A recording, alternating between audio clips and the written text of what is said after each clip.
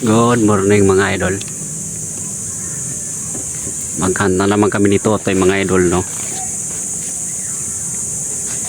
Yan si Totoy mga idol.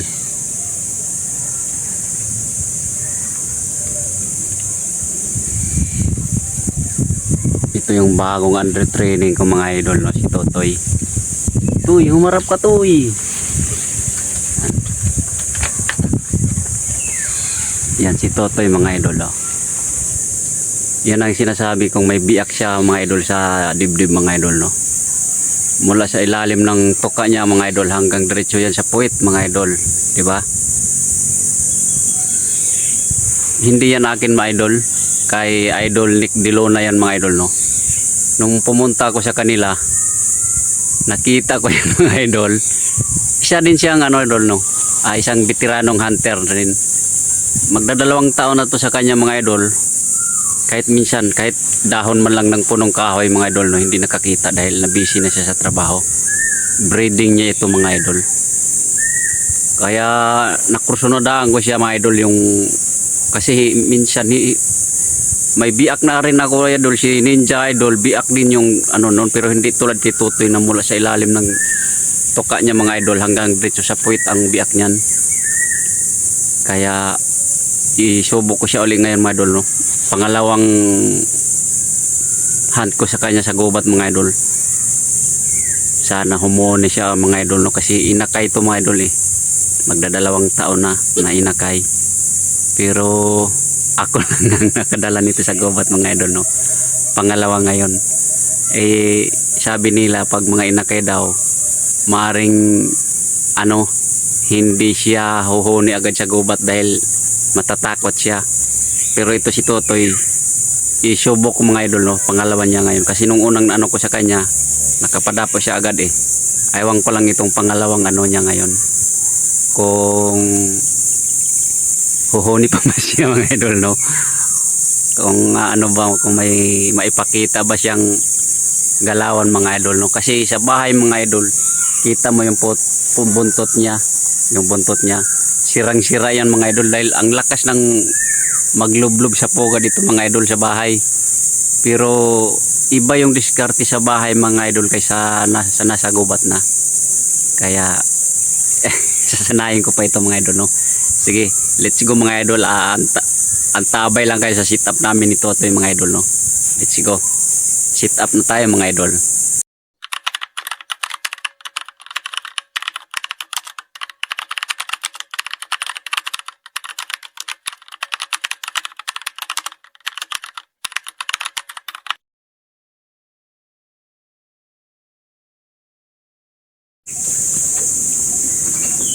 Sit up ako dito ulit mga idol, no. Sakali magpakasakali lang tayo mga idol, no. Sige, tago na tayo mga idol.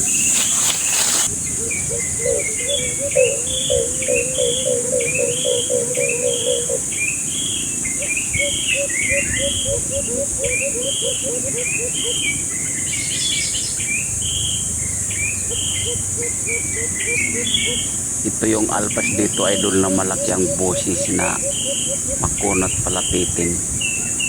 Natsamba ni Totoy na si Totoy ang nadala ko dito. Kaya nakipagsagutan ito kay Totoy mga idol.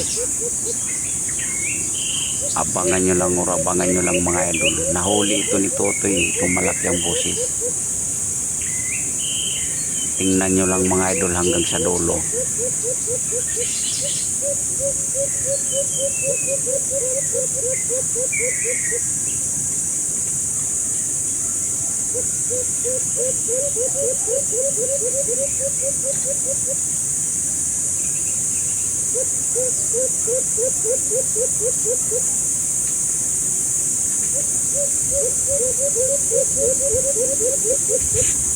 Akala ko nga mga idol hindi talaga tumahuli dahil talagang huni lang talaga siya mga idol. Nakipagsagutan lang talaga sa kay Totoy. Nandun kasi ito sa likod kasi ng kamera nito mga idol. May mga malalaking puno na mahogani. Doon ito nakadapo sa taas. Kaya Parayhuni lang talaga, tawag ng tawag sa kasama niya. Ang asawa nito nandun sa kabilang ng sapa, mga idol eh. Maliit ang boses sa asawa nito, kaya ito siya napapunta dito kay Totoy. Ang laki ng boses nito, mga idol. Tapos ang kaliskis pa nito, mga idol, nung nakita ko, lahat ng niya puro buo, wala siyang biak. Aywan ko lang, idol, kung maganda ba ito gawing pangati, kasi kung sa hunihan, ang lakas ng huni niya, malaki.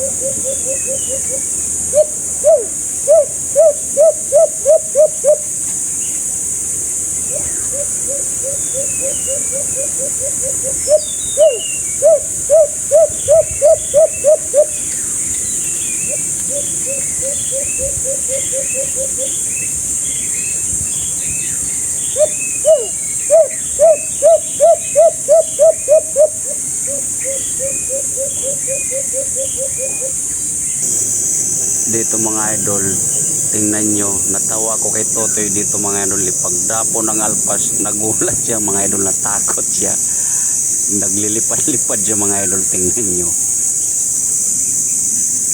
pagdapo ng alpas dyan mga idol, natakot siya, kalampag siya mga idol eh. Tingnan nyo mga idol, pagdapo ng alpas dyan, kasi yung alpas dyan sa galing sa taas eh. Oh, di ba?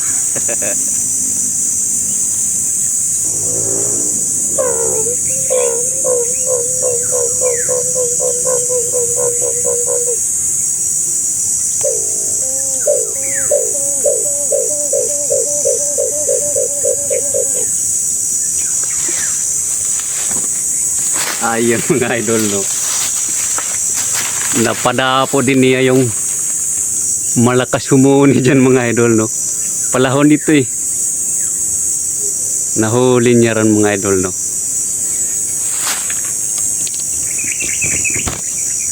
Nadali siya, papugad-pugad yung mga idol, no.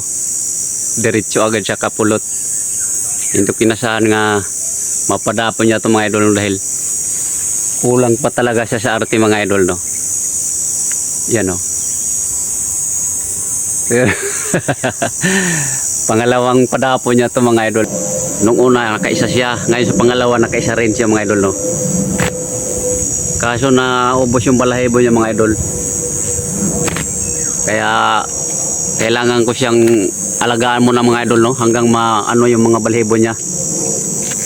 O kaya kung may mga tropa tayo diyang mga mahilig siya, no, bigay na lang natin to mga idol, no.